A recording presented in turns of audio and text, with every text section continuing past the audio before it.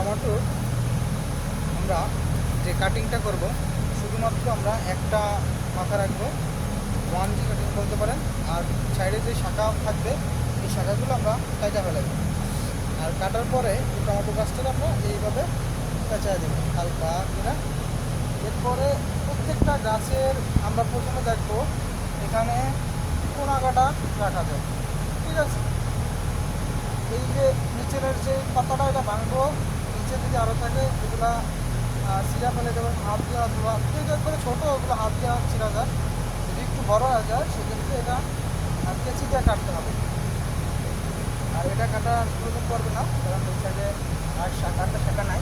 আর আরেকটা গাছ যদি দেখে আপনাদেরকে, এইটার সেম আমরা এই শাখাটা কেটে দেবো, এই শাখাটা কাটবো। আর যে শাখাটা রাখবো, যে মাথাটা যেটা মেন থাকবে এই জায়গায় ফুল থাকবে, যে জায়গায় ফুল থাকবে এটা কাটা যাবে। এটার ভিতরে ফুল নেই, বাস ওই শাখাটা আমরা কাটা দিব। তখন একটা আমাদের শুধু একটা মাথা থাকবে, 1G কাটিং থাকবে, 2G 3G আমরা রাখবো না প্রত্যেকটা চারার ক্ষেত্রেই। আর এইটা যে দেখা এটা কত বড় হয়েছে আপনাদেরকে, সেম এইটাকে সেম আমরা কাটিং করব। এখান থেকে কাটিং করে দিই, এই কাটিং করে দিলাম। এরপরে এটাকে পেঁচায় দিব। আর